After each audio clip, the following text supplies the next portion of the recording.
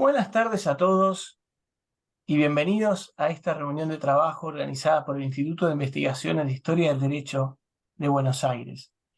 Hoy es 7 de septiembre de 2023, digo esto para el canal de YouTube, porque esto va a quedar grabado. Y mi nombre es Agustín Parise. Voy a estar moderando, voy a tener el agrado de moderar este evento académico. Hoy tenemos el privilegio de presentar una obra que se suma a la literatura de historia del derecho, que se titula Defensoría de Indios, una singular institución colonial hispanoamericana. La misma fue publicada en el año 2022 por Astrea, la prestigiosa Casa de Buenos Aires, en, naturalmente, la ciudad de Buenos Aires. El autor es Carlos Constenla, quien se encuentra en la sala y a quien damos la bienvenida. Primero vamos a dar el uso de la palabra a Álvaro Garcé, que también se encuentra en la sala y nos honrará con una presentación de la obra. El doctor Garcé expondrá por un máximo de 20 minutos para luego dar la palabra al doctor Constenla, quien hablará por otros 20 minutos. La obra será completada con unos 20 o 15 minutos, de lo que espero será un rico intercambio de ideas. Álvaro Garcé es profesor titular de Historia del Derecho y director del Instituto de Historia del Derecho y Derecho Romano en la Facultad de Derecho de la Universidad de la República, en la querida Uruguay. El doctor Garcé integró el Comité de Naciones Unidas sobre Desapariciones Forzadas y fue comisionado parlamentario para el sistema carcelario. Anteriormente fue director general del Registro de Estado Civil y hoy, luego de haberse apasionado seguramente por la obra del doctor Constenla, nos va a compartir las ideas y las sensaciones que le generó esa obra que hoy nos reúne. Doctor Álvaro Garcé, muchas gracias por sumarse desde Uruguay y le doy el uso de la palabra. Muchas gracias, Agustín. Mi saludo para usted, un afectuoso saludo para mi amigo Carlos Constenla y, por supuesto, para cada uno y cada una de los presentes.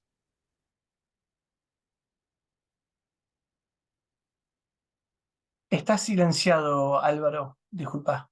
Gracias. Ahora sí. No, seguís silenciado. Sigue. Es raro. Está silenciado, Álvaro. Quizás fue un problema técnico de mi parte. Ahora voy a preguntar si te podés. A ver ahí, Ahí a ver está. ahí, Agustín. Ahí está. Perfecto, Perfecto. perfecto. Disculpen, debe haber sido Bueno, un problema técnico de mi parte. a veces la tecnología no juega estas malas pasadas. Nuevamente, Agustín, mi saludo para ti, un afectuoso saludo para Carlos Constenla, mi amigo de tantos años, y por supuesto, el saludo para cada uno y cada una que está presente en la sala virtual. Lo primero que quiero es agradecer por la invitación para compartir el gran gusto de presentar este excelente trabajo por segunda vez. Hace aproximadamente un año tuvimos el privilegio de compartir una jornada de presentación en Buenos Aires en forma presencial y más allá de la amistad que nos une con el autor, pueden tener la más absoluta certeza de mi objetividad, es decir, que aquel viejo principio procesal según el cual el testimonio de los enemigos, o en este caso los amigos, es sospechoso y tachable por subjetividad, créanme que en este caso no ocurrirá. Me he reencontrado con la obra tiempo después de haberla leído por primera vez. Y como muchas veces sucede cuando lees un libro por segunda vez, a veces lo mismo ocurre con una película cuando la podés ver por segunda vez, apreciás los detalles que tal vez en el primer contacto los pasaste por alto. Desde ese punto de vista de la aproximación sana y completamente objetiva, puedo decir que este trabajo es un gran trabajo de investigación histórica. Es un trabajo original, muy bien fundamentado, claro, como corresponde a la calidad de su autor, con una clarísima redacción, con un amplio manejo de bibliografía en 3 idiomas, manejo de fuentes, y el resultado está a la altura de no solo la trayectoria del autor, sino de los propios recursos que ha manejado. Permítanme decir brevemente una discusión, un intercambio que tuve con mi padre, profesor de filosofía, hace muchos años. Estábamos comentando un libro de un autor latinoamericano sobre historia de la filosofía que manejaba una bibliografía sensacional. Y el libro era pobre, reiterativo. Entonces, recuerdo haberle dicho a mi padre, pero al menos esta obra es buena porque maneja buena bibliografía. Mi padre, con su natural bonomía y afecto, me dijo, bueno, pero esa probablemente sea la mayor razón para la condena, porque el autor malogró una notable oportunidad. Bueno, todo lo contrario, exactamente todo lo contrario ocurre con este trabajo en el que el autor honra la búsqueda bibliográfica y de fuentes con su notable capacidad de análisis, es decir, con su creación, con su pensamiento propio. Y yo creo que este libro revela, por un lado, el conocimiento y el estudio que el autor tiene, el manejo del tema. Segundo, la meditación. Este es un libro que después Carlos nos dirá las circunstancias, pero fue creado en un momento muy especial, si yo no recuerdo mal, en 2020, en las sierras de Córdoba, si no recuerdo mal la anécdota de Carlos, es decir, que correspondió a una etapa de reposo, de meditación, que seguramente potenció las posibilidades de reflexionar y profundizar en los aspectos que después de modo muy interesante aparecen reflejadas en la obra. Y además de estudio y meditación, esta obra refleja también la madurez intelectual del autor. Yo veo en este sentido una obra que culmina una línea de trabajo que Carlos viene hace tiempo cultivando y que tiene que ver, por un lado, con los orígenes históricos de las defensorías del pueblo, es decir, digamos, de dónde proceden las defensorías, ya sean generales o sectoriales, temáticas, y la propia naturaleza de esta institución, que naturalmente se puede determinar mucho mejor a partir del estudio histórico. Como todo libro, como toda obra, refleja mucho de la personalidad del autor. Y permítanme hacer una segunda referencia subjetiva, en este caso, 15 años atrás, cuando compartimos con Carlos la experiencia de viajar desde Buenos Aires a Mendoza, por carretera. Ustedes saben lo que eso significa desde el punto de vista del tiempo. En aquel momento, Carlos al volante llevó su camioneta, creo que era una camioneta Ford, con velocidad constante, es decir, como decía Goethe, sin prisa, sin pausa, sin maniobras arriesgadas. Yo, al decir que el libro habla del autor, de alguna manera me acuerdo de ese viaje con Carlos, porque el libro, sin prisa y sin pausa, en forma ordenada, va desarrollando las ideas que fluyen y que llegan a las conclusiones justas y a su tiempo. Conclusiones que son además muy sólidas, como lo es el autor. Y aquí, ya entrando en el tema, lo más importante, desde el punto de vista del contenido de la obra, yo quisiera mencionar, de acuerdo al tiempo que tenemos, tres aspectos. Primero, el enfoque de filosofía de la historia que adopta el autor y que sostiene a lo largo de todo el trabajo. Segundo, el propio sentido histórico, la crítica histórica que surge de la obra. Y tercero, el contenido, es decir, la idea principal del trabajo, la idea sustentada. En primer lugar, con respecto al enfoque desde el punto de vista de la filosofía de la historia, yo creo que la obra empieza bien. Lo que empieza bien normalmente termina bien, o muy bien, o mejor incluso. En ese sentido, el autor, desde los cimientos del desarrollo, en la página 2, dice, los antecedentes de una institución no son únicamente un registro del pasado. Cita a Faulkner y dice más específicamente, el pasado no está muerto. Y esto nos coloca dentro de lo que es la corriente de la historia viva, la idea de la historia como historia contemporánea, donde podríamos mencionar a Benedetto Croce, Brunswick, Becker y Ortega y Gasset. La idea de Benedetto Croce como la historia como historia contemporánea, aquella premisa que desarrolló allá por 1902 en la teoría de la historiografía y que retomó en 1938 en su trabajo La historia como hazaña de la libertad. Esta misma idea a la que adhiere Carlos aparece en un pasaje magistral de Ortega y Gasset, donde el autor dice: la historia es ciencia sistemática de la realidad radical que es mi vida. Es pues ciencia del más riguroso actual presente. Y concluye: el pasado no está allí en su fecha, sino que está aquí, en mí. Y lo bueno, lo notable de esto es que el libro cumple con esta premisa que aparece enunciada en la segunda página, es decir, que como aquel conductor que salió de Buenos Aires y llegó a Mendoza porque sabía exactamente hacia dónde iba, el escritor que comienza enunciando la idea de la historia viva retomará, la mantiene fiel a lo largo de la obra y la retoma muy bien en el capítulo 14, 15 y en el 16, que son las conclusiones. En particular, es notable el regreso que hace el autor luego de abrir la obra diciendo que el pasado no es algo muerto, cuando en su capítulo 15, Miradas sobre Latinoamérica, aterriza nuevamente sobre el problema, es decir, que nos da una mirada actual de la problemática de los pueblos indígenas en nuestra región.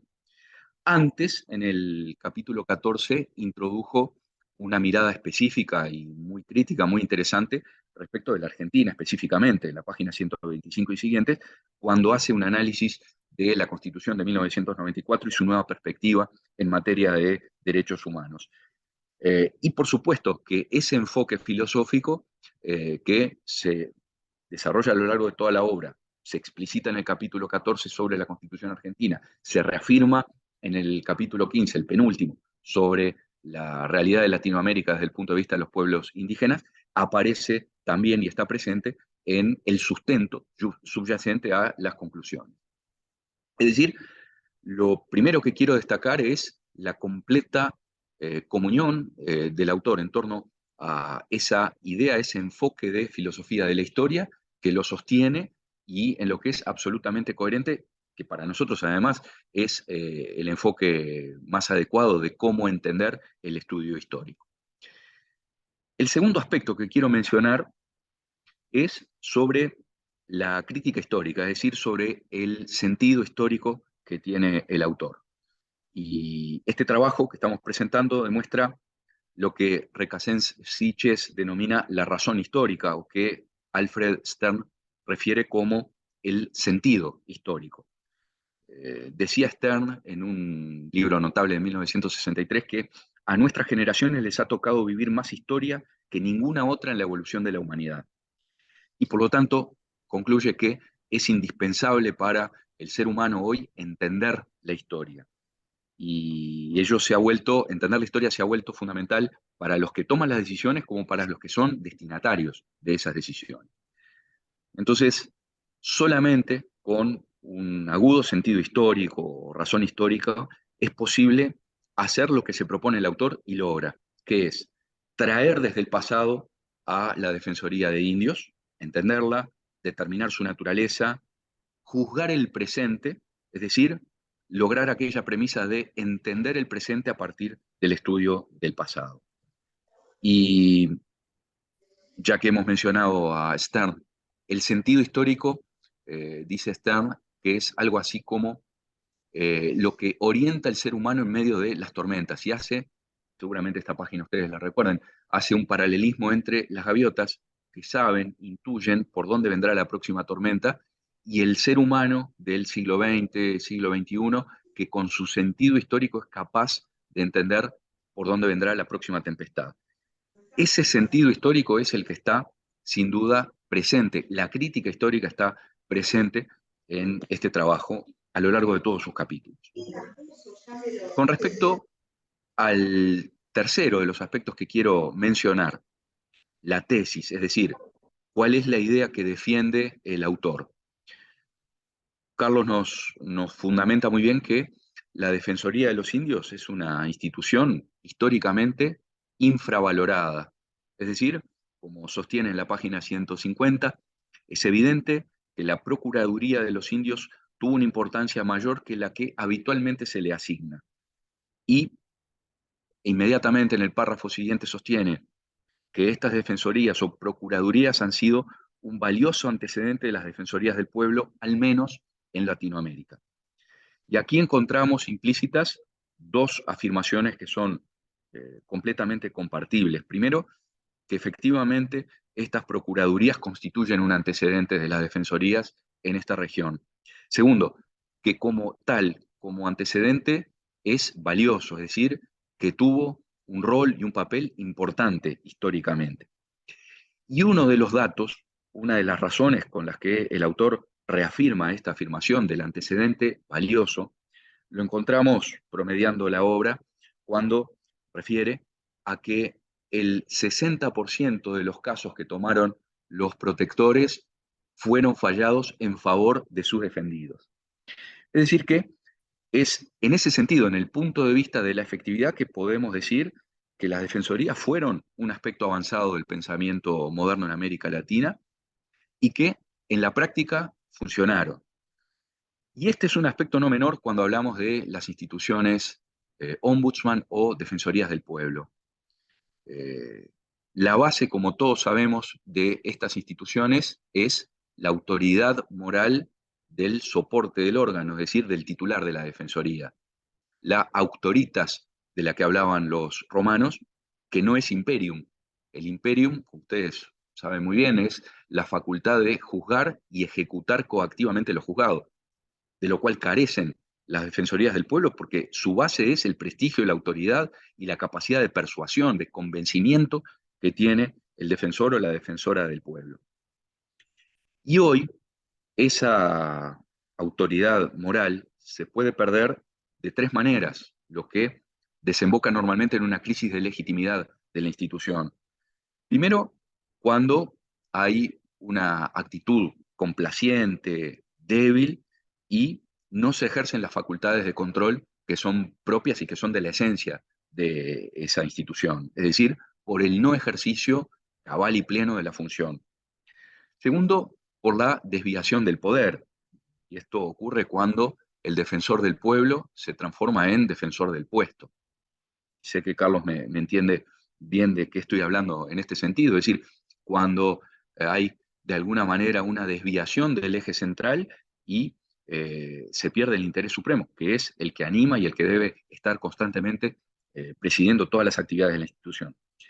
Y la tercera forma de afectación de la legitimidad de una defensoría del pueblo, insisto, sea general o de tipo temático, hoy es su falta de inserción en la comunidad, es decir, cuando hay trabajo, cuando hay funcionarios comprometidos, cuando hay buenas intenciones, cuando hay legalidad, eh, pero si la institución no es efectiva, si no cumple cabalmente su tarea en la práctica, entonces se corrompe y se desliza definitivamente hacia la debilidad. Entonces, este dato de la efectividad que menciona Carlos, lo menciono exactamente en la página 152 de la obra. Primero, revela de su parte un buen manejo de lo que Leibniz y entre la Escuela del Derecho Argentina, Levene y sus discípulos denominaban la historia externa. En ese contexto, naturalmente, que no se pierde por parte del autor eh, una adecuada apreciación de cuál fue realmente el poder de incidencia. Las defensorías de indios eran efectivas, pero no dejaron de ser, como sostiene Carlos en la página 153, un paliativo.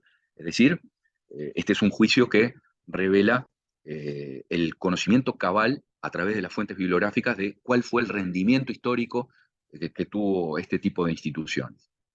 Y luego quiero llegar al aspecto central de la idea desarrollada por el autor, que es el de las raíces romanísticas de la Defensoría de Indios.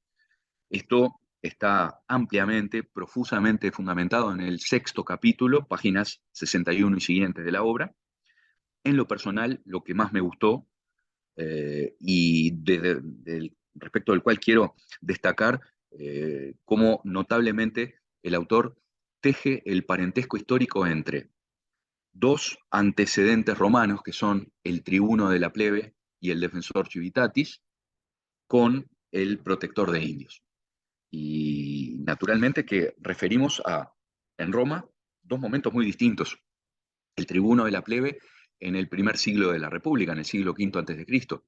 El defensor civitatis como una institución que se afirmó definitivamente en los últimos siglos del imperio. Es decir, siglo III, siglo IV después de Cristo. Allí, Carlos, siguiendo a Solórzano, sostiene que se trata de un mismo antecedente histórico, si bien se trata de dos instituciones que corresponden a dos momentos diferentes de Roma, pero que por igual pueden ser tomadas como antecedentes de las defensorías del pueblo moderno y en particular de las defensorías de India. Y aquí ese parentesco, ese puente histórico está muy bien fundamentado a partir de una noción que es muy prolijamente desarrollada en este sexto capítulo, que es la idea de la miserabilidad, en el sentido de las personas que merecen la conmiseración por su situación de vulneración de derechos. Y es evidente que tratándose de un plebeyo avasallado por un magistrado patricio antes de las 12 tablas, en el siglo V antes de Cristo, o un peregrino cuyos derechos eran vulnerados en el siglo IV después de Cristo, en la época final del imperio, o un indígena sumergido en la pobreza material, en la condición terrible en la que quedó toda la población originaria luego de la derrota, luego de la conquista. Aquí vemos un factor común. Estamos hablando de tres momentos históricos, pero al mismo tiempo hay un mismo eje de situación, una vulnerabilidad, y me animo a sostener que si común es la situación de vulnerabilidad, igualmente común es la naturaleza de la institución que tiende a proteger a esos sujetos.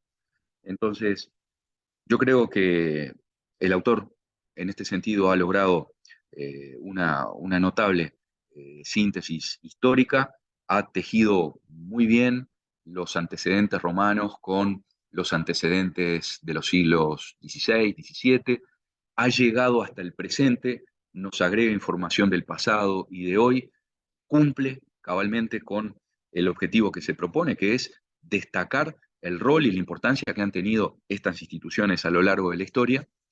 Y diría, ya en el final de esta presentación, que una obra así solamente lo puede hacer alguien que tenga una gran cultura, alguien culto por su estudio, por su sensibilidad. Y quiero en este sentido definir la cultura como un día la definió el expresidente uruguayo Julio Sanguinetti en una conversación en la casa de él, hablando sobre temas históricos. Él es un gran historiador, además de político. Me dijo, yo creo que al final de cuentas la cultura es lo que te queda cuando te olvidas de todo. Y esa definición tan práctica de la cultura, tan cierta, además, se aplica claramente al autor, se aplica a Carlos, porque cualquiera que converse con él va a encontrar un interlocutor inteligente, culto, y esa cultura se refleja hablando de los temas del presente, de política, de sociedad, de historia fundamentalmente. En nuestro caso, que es un gran tema en común que tenemos, el fútbol, pero de alguna manera, como les decía, si el libro habla del autor, en este caso particularmente habla de la cultura y de la sensibilidad de su autor. Es así que entonces, en una especie de movimiento circular, voy a regresar casi que al comienzo, a la primera idea, hace ya casi los 20 minutos que empezamos. Yo quiero agradecer. En la primera intervención, en la primera parte de la intervención, agradecí a los organizadores por permitirme el gusto de presentar por segunda vez este notable trabajo. Ahora voy a personalizar el agradecimiento en la figura de mi amigo Carlos, eh, a quien quiero agradecerle por este medio, por su producción, por su estudio, por su compromiso, su trayectoria, que lo ha posicionado justamente como un referente más allá de las fronteras de Argentina y como alguien que ha contribuido eficazmente, comprometidamente a la afirmación de las defensorías del pueblo. Y es por eso que sostengo que Carlos es, de alguna manera, un ejemplo viviente de la idea de von Jhering, aquella idea expuesta en la conferencia magistral de 1872, que luego pasó a la historia como un libro titulado La lucha por el derecho. Yo creo que el autor es un ejemplo de esa lucha por el derecho desde su posición de académico, desde su posición de antiguo defensor del pueblo de Vicente López, como alguien que ha impulsado el trabajo por las defensorías del pueblo en Latinoamérica a través del Instituto Latinoamericano del Ombudsman, y lo ha hecho a su manera, con su estilo, como citábamos a Goethe nuevamente, sin prisa y sin pausa, sin sobresaltos, como ese conductor experto que sabe cuando sale de Buenos Aires cómo y cuándo quiere llegar a Mendoza, y así lo hace. Del mismo modo lo ha hecho Carlos con su obra, lo ha hecho en este caso cumpliendo cabalmente con lo que él se propuso al comenzar a escribir. Eh, yo que en ese sentido me considero un discípulo de Carlos por las conversaciones que hemos tenido, por nuestras charlas, por nuestra amistad y fundamentalmente por sus libros, sus obras. Veo en este trabajo, como les digo, la línea de la continuidad productiva en el esfuerzo con los mejores resultados. Eh, Finalmente quiero decir que todo esto que digo, lo digo desde lo más sincero y lo más profundo de mis sentimientos, eh, por lo que verdaderamente agradezco el privilegio de poder haber participado en esta presentación. Y les agradezco mucho la atención, por supuesto. Muchas gracias, doctor Garcés. Muchas gracias, Álvaro. Eh, Escucho un retorno. A ver, no, ahí ya está. Muchas gracias. Fue una reseña viva la que nos ofreció el doctor Garcés. Nos guió por ese viaje que Carlos Constenla toma por la Ruta 7, camino a Mendoza, y nos Sí. compartió anécdotas, historias, y yo me imagino, como buen conductor, que debe ser Carlos Constenla, chequeando el aceite, el líquido de frenos, la batería, la presión de las ruedas, y cada uno de esos aspectos debe estar reflejado en algún capítulo de la obra. Muchas gracias nuevamente, doctor Garcés.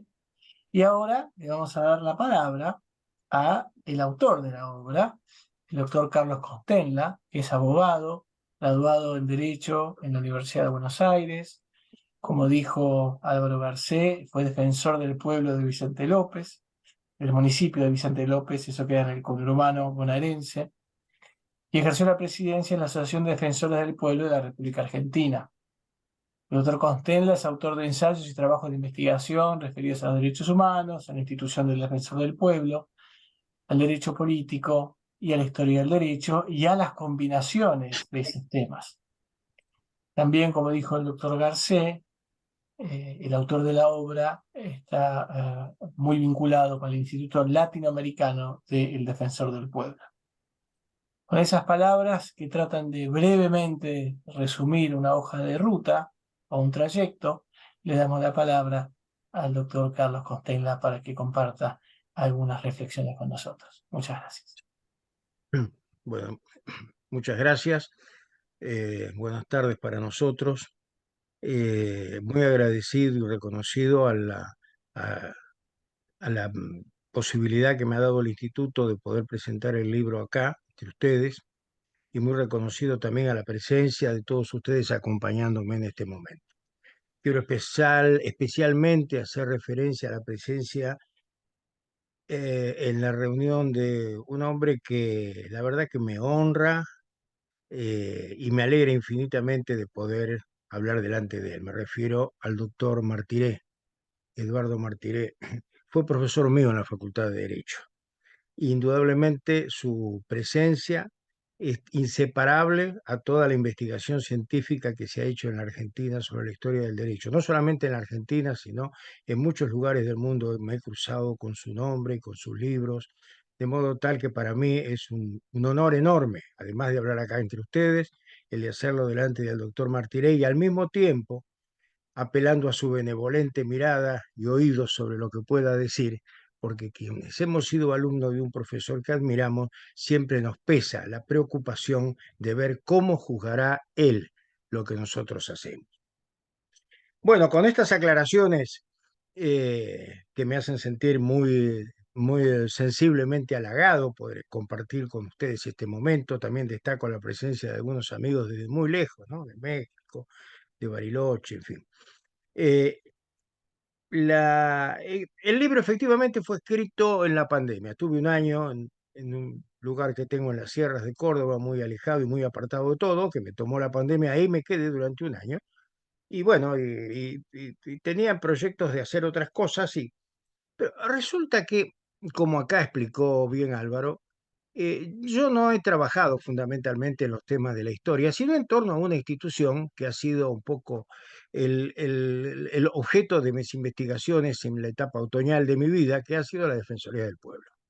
Por razones que no voy a destacar ahora desde el punto de vista académico, porque, en fin, es para otro momento.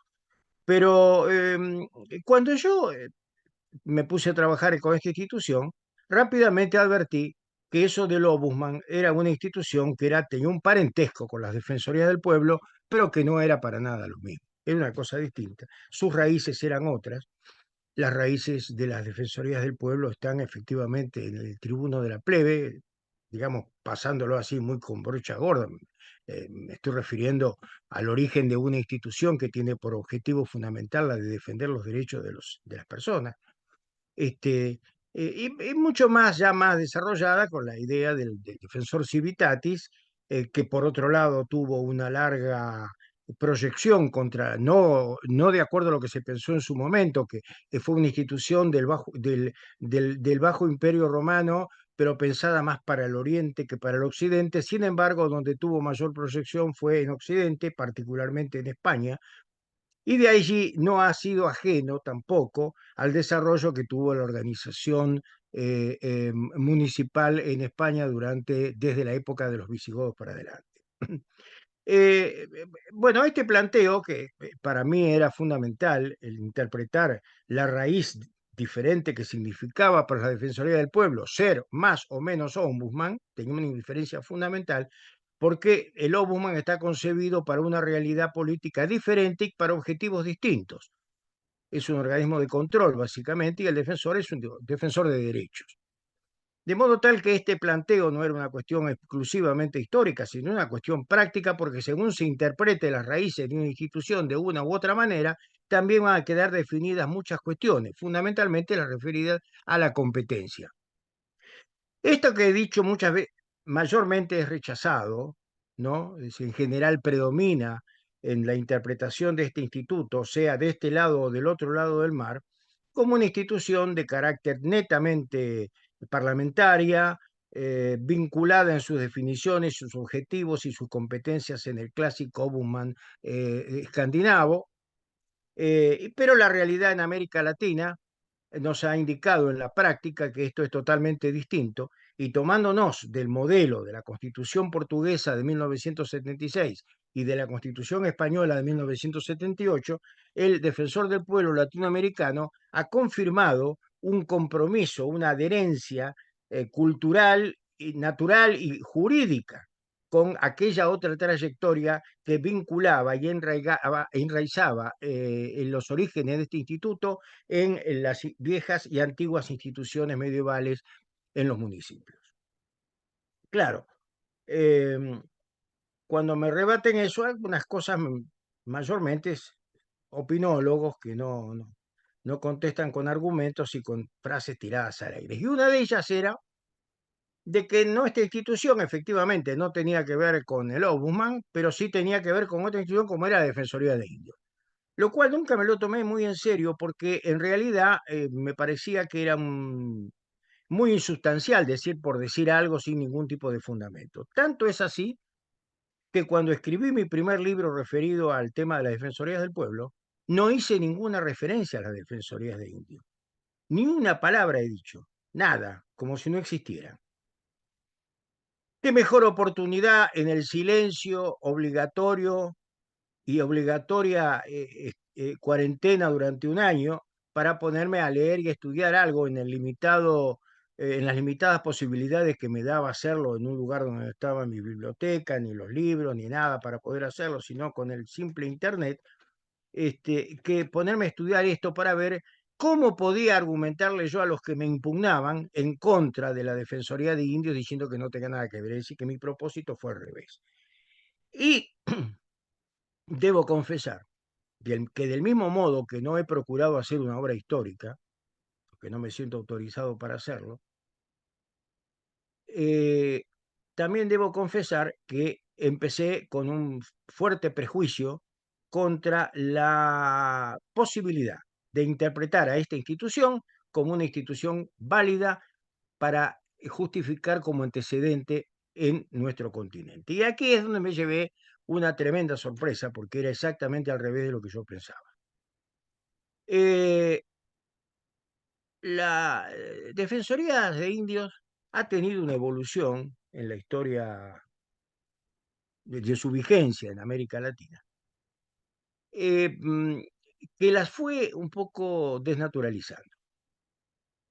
La Defensoría de Indios fue creada a partir de un par de episodios históricos vastamente conocidos, ¿no es cierto? Cuando le llevaron a los indios que se habían sometido a España, en 1495 se dispuso que se los vendiera como esclavos, lo cual no era una cosa terriblemente maligna, porque la esclavitud existía, siguió existiendo, existió siempre, eh, existe ahora, pero en fin.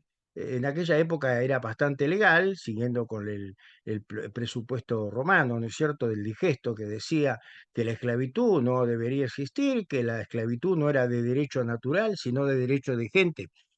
Con el argumento práctico y un poco cínico de los romanos, dice el digesto, que de la misma manera en que cuando vamos a una guerra nuestros enemigos nos toman a nuestros soldados como esclavos si son vencidos, del mismo modo nosotros hacemos lo mismo con nuestros enemigos para no generar una inequidad en nuestras relaciones entre los países.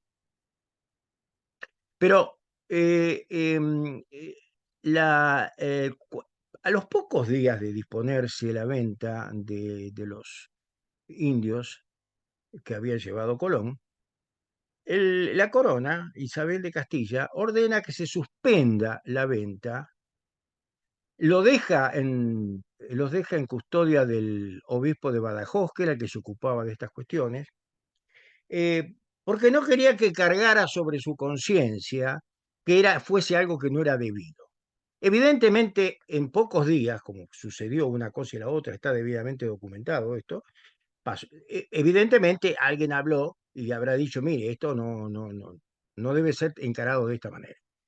Esta situación ahí sobre los viajes de Colón, durante los viajes de Colón mismo, ponía en evidencia una preocupación creciente que se venía desarrollando en algún lugar, sin precisar bien dónde, en la que se planteaba una nueva visión, una nueva consideración sobre las que existían hasta ese momento en torno a la figura de un pueblo sometido, de un pueblo que era conquistado, de un pueblo que era dominado.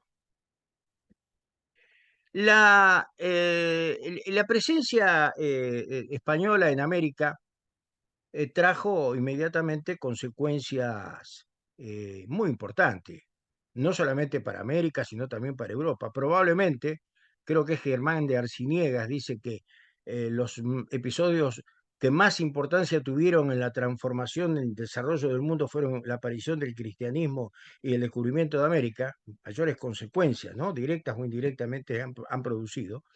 La realidad planteaba una cosa absolutamente novedosa, y era que había una nueva relación entre un determinado grupo de personas con otro grupo de personas que tenían una diferencia sustantiva desde el punto de vista cultural, religioso, técnico, en fin, en todos los aspectos posibles, eran todos seres humanos y cada cual tenía en su cabeza y en su acción la proyección de lo que se pensaba que se debía hacer en cada caso particular. Y es así como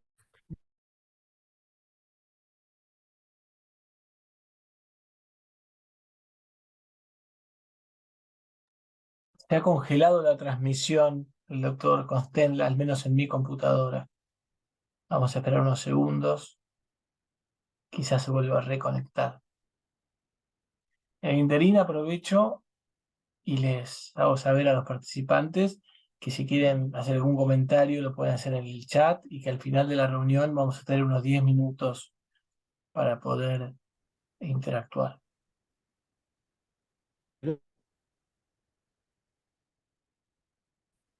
Sigue sin señal. Ahí se ve que dejó la reunión. Voy a ver si se vuelve a conectar.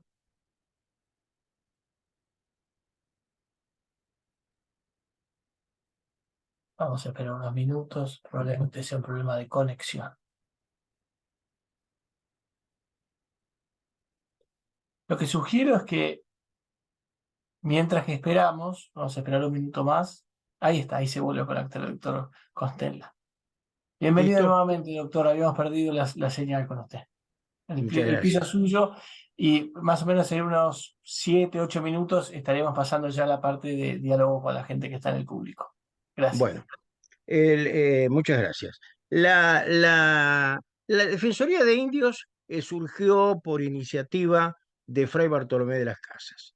Fray Bartolomé de las Casas había sido beneficiado originariamente en su condición de encomendero para poder explotar territorios ahí en el Caribe, pero hubo una serie de declaraciones, manifestaciones, fundamentalmente del fraile Antonio Montesinos, que era un fraile dominico, que en 1511 hace una denuncia sobre el trato que se le estaba dispensando a los pueblos originarios de parte de los conquistadores.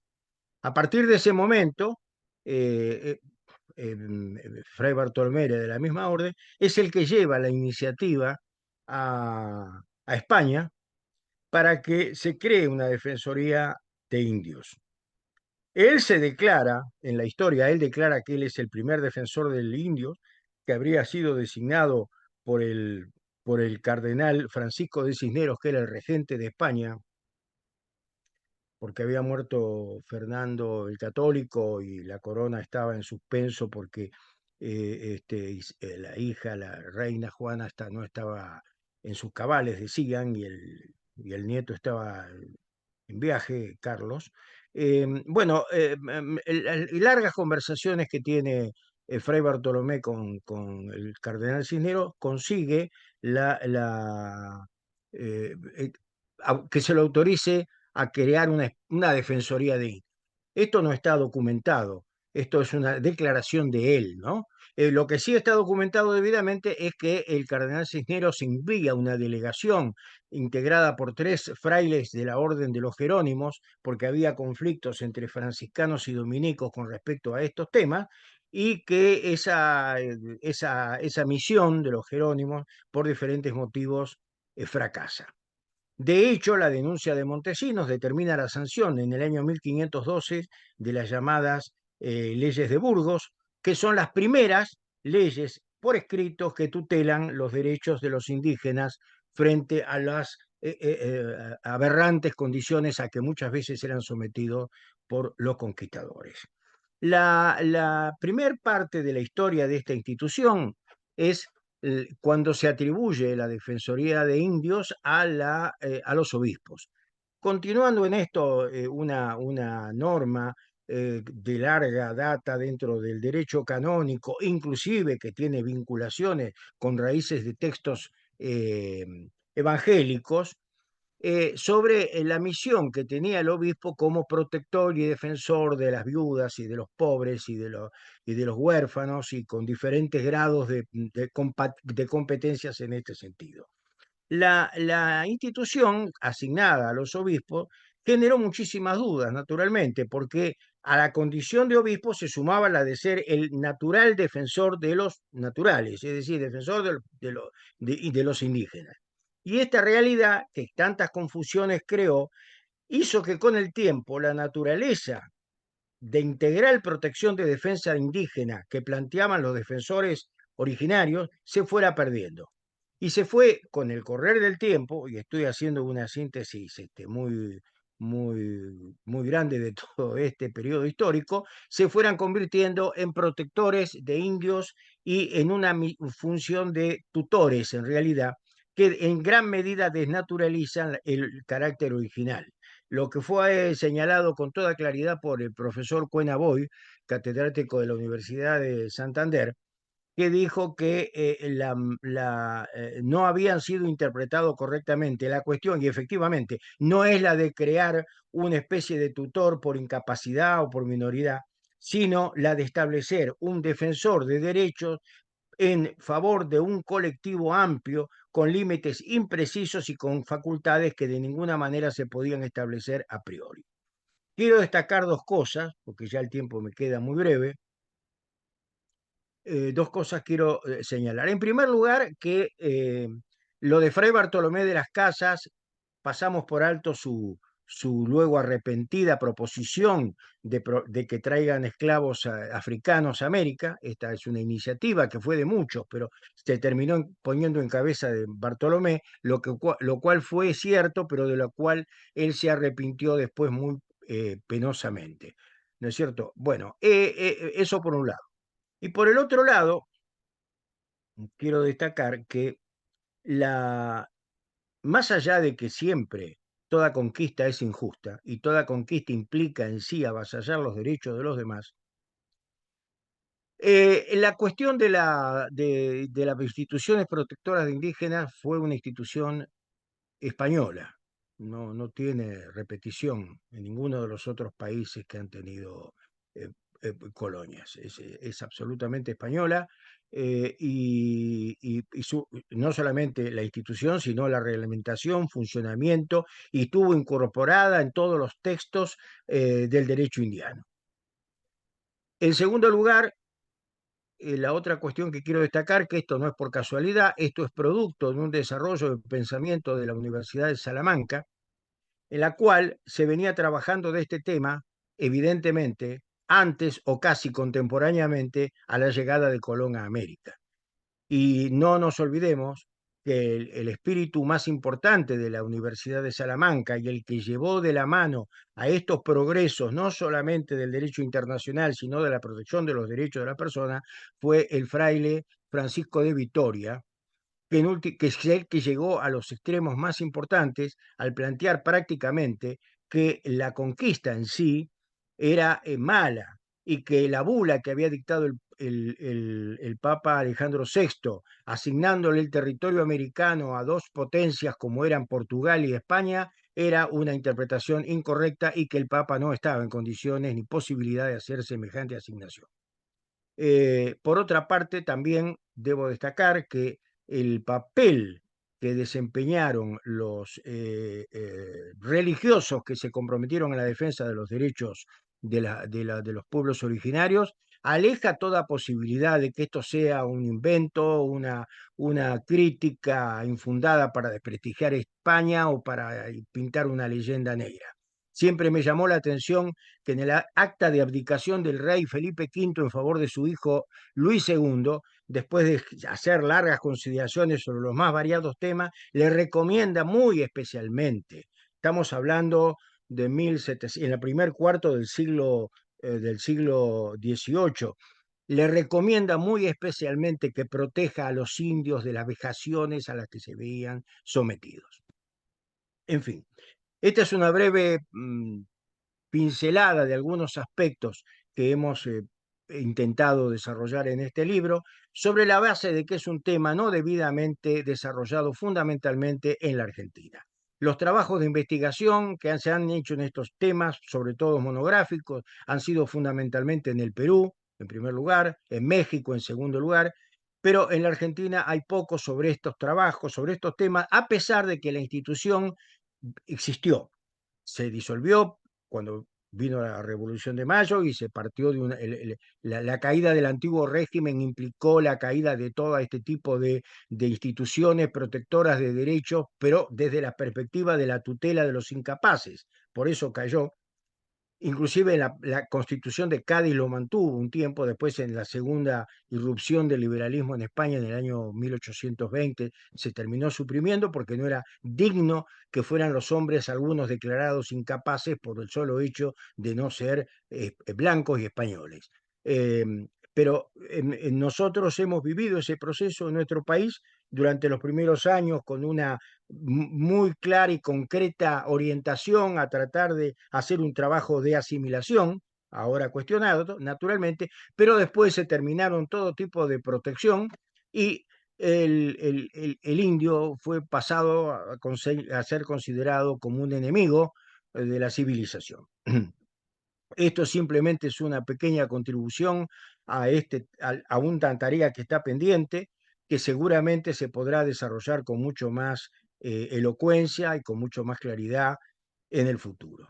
Repito que está dirigido fundamentalmente a poner en la cabeza de quienes interpretan las misiones propias de las Defensorías del Pueblo un elemento que pueda ser esencial para hacer comprender cuál es la verdadera naturaleza y sobre todo cuáles son las competencias que debe llevar adelante. Muchísimas gracias. Muchas gracias, doctor Constella, muchas gracias por compartir estas visiones desde el lado, el prisma del autor, estas reflexiones, un poco también la historia de cómo se gestó la obra, los desafíos más grandes, los objetivos, y bueno, y ese mensaje final que nos habla de la audiencia, el público que lee la obra y qué valor tiene eso para el que la lee. Muchas gracias. Tenemos ahora poco más de 5 minutos para que los que están en la sala se sientan libres de compartir reflexiones, probablemente las agrupemos y después el autor de la obra y el doctor Garcés, que también nos acompañó hoy, quizás reaccionen después por correo, veamos. Bueno, el piso está abierto para cualquier, o el micrófono está abierto para cualquier reflexión que pudiera tener desde el público. Estoy ¿Puedo mirando el chat. Adelante, hacer sí, una doctor Martínez. consideración? Muchas gracias. Bueno, le quiero primero agradecer al expositor la referencia a mi persona y agradecer más que, bueno, parece ser que no ha sido en vano, ¿no es cierto?, nuestra relación de profesor y alumno, porque acabamos de escuchar una excelente exposición sobre este tema que, como bien ha dicho el señor Constella, ha sido poco trabajado y no se le ha dado la enorme importancia que tiene. Así que lo felicito, me alegro muchísimo de haberlo escuchado y muchas gracias de sus un poco exageradas consideraciones a mi maestría. Muchas gracias y lo felicito, doctor Constella. Nada más. Muchas gracias, doctor Martínez. No sé si alguno de los dos oradores quiere reaccionar brevemente. Si no, tenemos también el micrófono abierto para cualquier otra persona que quiera expresar alguna sensación, algún comentario. Miguel Ángel Chamucho de la Universidad de Jaén, España. ¿Puedo participar?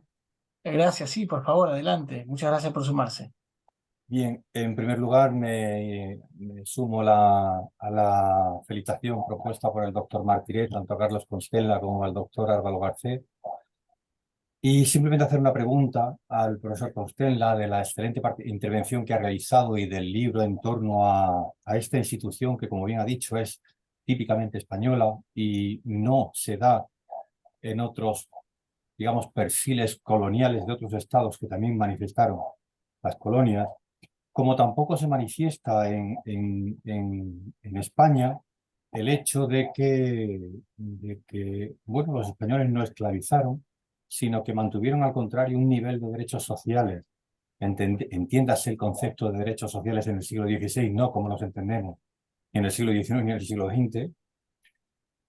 Y la pregunta está, o lo que quiero, más que una pregunta es una reflexión. Esa posición de propuesta de una institución de defensoría de los indios, de la misma manera que desde el primer momento se plantea un conjunto, una playa de normas que van dirigidas fundamentalmente a proteger, digámoslo así, a esos nuevos españoles que fueron los naturales de las Indias occidentales, si ese posicionamiento, ¿cómo lo vería usted? ¿Como una cuestión utilitarista del Estado en función de esa, bueno, pues la necesidad de la compulsión al trabajo, pues porque se están explotando las materias primas de aquella tierra? ¿O si por el contrario hay en el trasfondo también una cultura humanista propia del siglo XV-XVI en el que se encuentra España, que de alguna manera se transmite a las Indias occidentales por la vía del derecho, en este caso, por la vía de la institución de la Defensoría? Muchas gracias.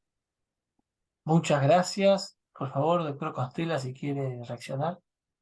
Sí, Gracias por su palabra, profesor Martiré, y gracias por la pregunta, Miguel Ángel. Eh, Hay me llama la atención, efectivamente, porque dejemos de lado el caso de Portugal, de Francia o de Inglaterra. En el caso de Portugal no hay ni paralelo. Más aún, Portugal no tuvo un derecho indiano como tuvieron los territorios hispánicos, ¿no? Eran las normas de Portugal que se aplicaban directamente. E inclusive fueron inclusive los jesuitas los únicos que se ocuparon del tema, fundamentalmente en la figura de padre Antonio Vieira, un personaje verdaderamente muy significativo en la historia no solamente del Brasil, sino también de Portugal. Yo interpreto que hay una corriente de pensamiento novedosa. No creo que fue por una cuestión de control, de organización centralizado, porque inclusive en el periodo de los Austrias no fue precisamente esa la situación. En realidad América se autogobernó, no quiero decirlo en forma así contundente, pero formaba parte de España, pero prácticamente la distancia determinaba que tuviera mucho mayor autonomía América que cualquier otra región de España.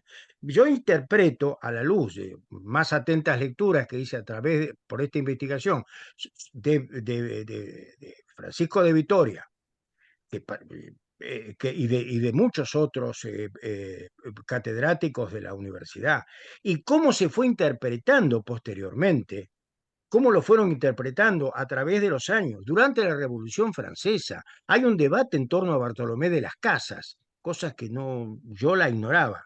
Hay un debate sobre si Bartolomé de las Casas era un tinterillo envidioso, como decía el padre Benito Feijó refiriéndose a él, ¿no? O era un hombre que tenía otro tipo de valoración. Efectivamente las tenía. Es cierto que Bartolomé de las Casas exagera, es cierto que Bartolomé de las Casas actúa como un militante político por una cosa y es muy correcto que lo haya hecho, tanto exagerar como militar como lo hizo, porque estaba defendiendo la condición humana de sus congéneres. Pero hay una corriente de pensamiento que sustentó, por lo menos en los primeros siglos, todo este tema. Y es demostrativo de esto el hecho de que de una gran confrontación entre los encomenderos conquistadores de una parte y de la otra parte, no solamente de las órdenes mendicantes, fundamentalmente los dominicos, sino del propio poder político en España. No se explica sino cómo Bartolomé creo que hizo como 8 viajes a España, ida y vuelta, y en plena crisis, cuando más lo cuestionaban, le dan la razón a él contra su opositor, que ahora se me fue el nombre, Ginés de Sepúlveda. Sepúlveda, exactamente, impide él que se publique la obra de Sepúlveda, y el rey lo termina nombrando obispo de Chiapas, ¿no? Es decir, había una confrontación ideológica muy grande con respecto a este tema. Y quien sostendría todo este camino, creo sin duda que fue la Universidad de Salamanca. Y quiero decir también que las modernas corrientes, aún las corrientes del pensamiento marxista, reconocen en la Escuela de Salamanca una de las raíces fundamentales del posterior desarrollo de la defensa de los derechos naturales del hombre. Muchas gracias, doctor Constella. Lamentablemente hemos llegado al cumplimiento de la hora que tuvimos la suerte de poder compartir, pero no me gustaría cerrar esta transmisión sin dar la palabra por última vez a Álvaro Garcés y a Carlos Constella, en ese orden, si que quieren expresar algún mensaje final. Muchísimas gracias, Agustín. Les envío un afectuoso saludo desde Montevideo y he quedado realmente muy entusiasmado con todo lo que ha dicho Carlos, como para seguir investigando y profundizando en el tema.